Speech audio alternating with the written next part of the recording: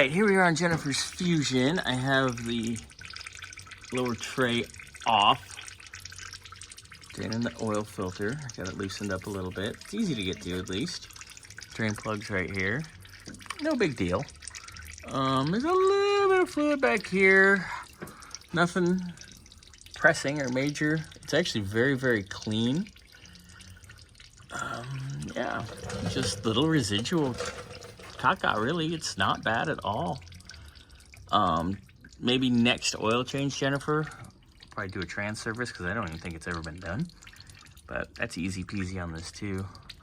So, all right, we'll get this done. I'll bring it down after I drain the oil. And then I'll get the tray back on down here. We'll do your air filter and your cabin filter. And hopefully, by the time we're done with that, Victor will be done with your tires.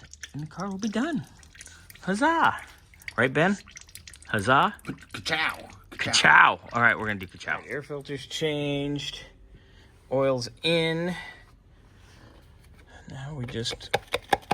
Good eye, Ben. We got to add some coolant. That's quick and easy. So we'll do that. Yeah. And then we'll do the cabin filter once we have wheels back and we can move it.